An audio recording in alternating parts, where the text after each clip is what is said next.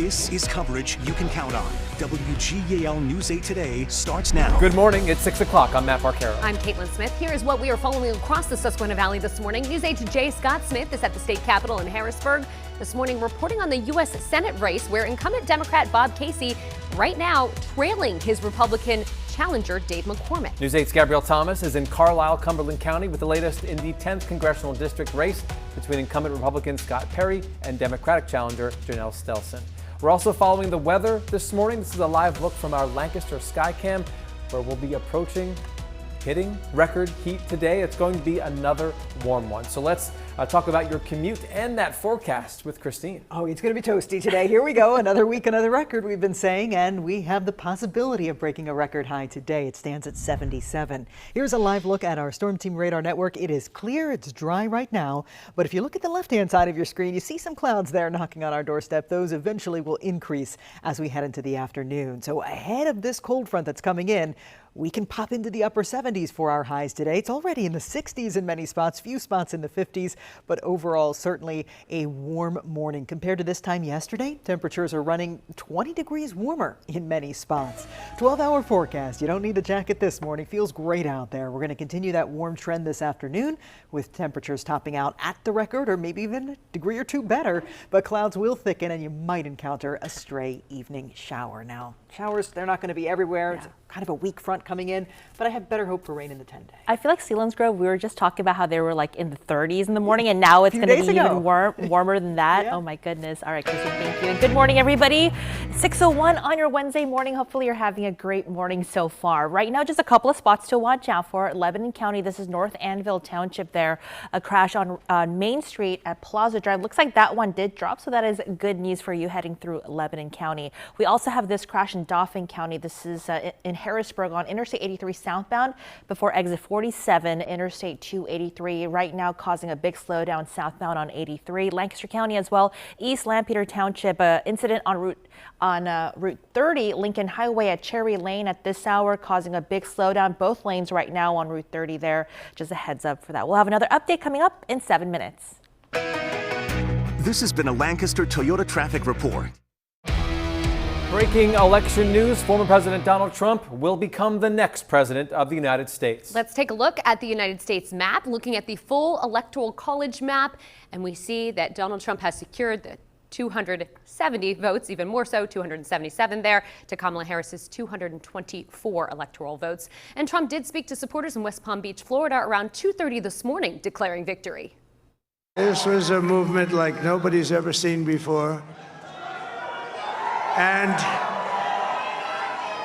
frankly, this was, I believe, the greatest political movement of all time. There's never been anything like this in this country and maybe beyond.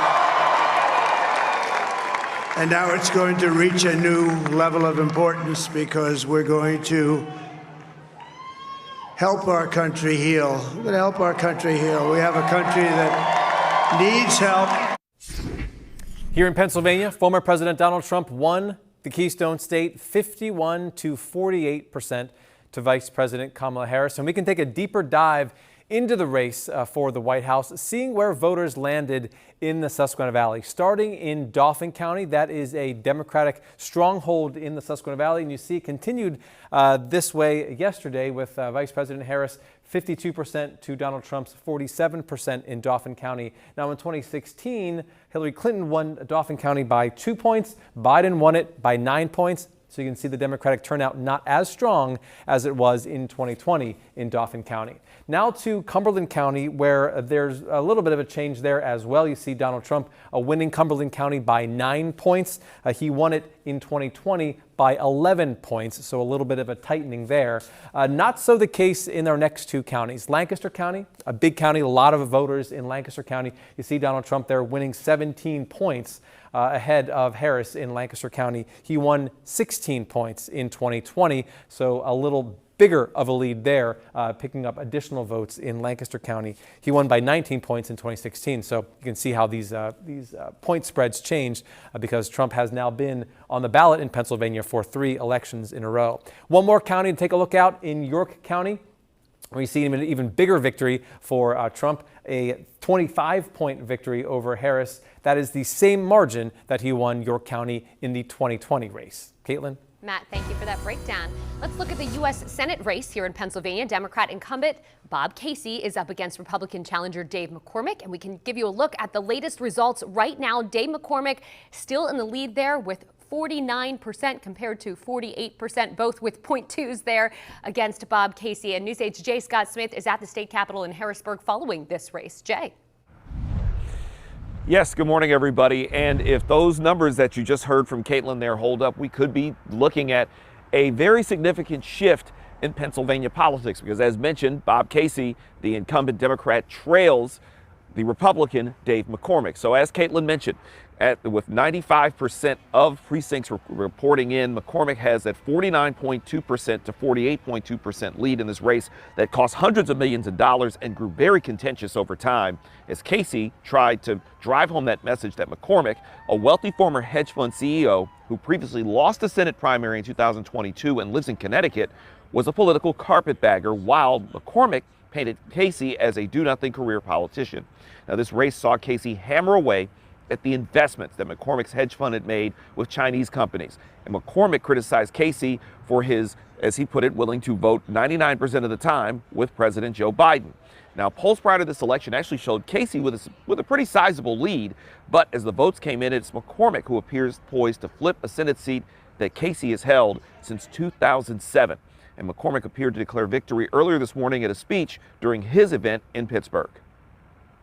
We need to create opportunity for every single person. We need to create an economy that works for everybody. We need to secure our border. We need to have energy policy that protects the environment but also makes us secure and creates great jobs. Now, the race has not been called as of yet, but once again, as of now, Dave McCormick is currently leading Bob Casey in the race for the U.S. Senate seat. Live in Harrisburg, I'm Jay Scott Smith for WGAL News 8. Jay, thank you. Another race that is too close to call right now is the 10th congressional district race, with Scott Perry, though, is leading for re-election against his opponent, Janelle Stelson. News 8's Gabrielle Thomas is live in Carlisle, which is in the 10th district, with an update on the race. Gabrielle? Matt and Caitlin, Scott Perry is leading the 10th congressional district race against his opponent Janelle Stelson by over 6,000 votes. Now, voter turnout was a key factor in this race, with participation in many urban and suburban areas across the district. The race has been shaped by concerns over things like economic issues, healthcare, and crime, with both Perry and Stelson planning to address these issues. Perry's support of Republican policies and immigration have resonated with his base, while Stelson focused on healthcare and economic equality. Although Perry has maintained a solid lead throughout the night, the race is too close to call in some areas since there are still votes to be counted. They're going to make it tough for us. They always do. But the only thing that matters is the number at the end. So, what I'd like to do is thank everybody for all your hard work. Keep your spirits positive. Sun's going to come up tomorrow, and we expect to have victory at the presidency and in this congressional. There's only one election denier in this race, and it's not me, so I prefer that we count all the votes before we... We will continue to monitor this race as more results come in. We'll make sure to keep you updated on air and online. Reporting live here in Carlisle, I'm Gabrielle Thomas, WGAL News 8. Thanks, Gabrielle. Now let's look at some other statewide races that were on the ballot, including the race for Attorney General. That was between Republican York County DA Dave Sunday and former Democratic Auditor General Eugene DePasquale. That race has been called, with Dave Sunday winning 51% of the vote to 46% with DePasquale. The Attorney General is the chief law enforcement officer in Pennsylvania. And in the race for Auditor General, incumbent Republican Tim DeFore was challenged by Democrat Malcolm Kenyatta. The Auditor General, of course, conducts audits to make sure taxpayer dollars are spent properly. And the winner is Republican incumbent Tim DeFore, winning 51.35% to 45.83%, although it says 46 there on your screen. In the race for state treasurer, Democrat Aaron McClellan challenged Republican incumbent Stacey Garrity, and it was Garrity winning re-election for the treasurer's race, 52 to 46%.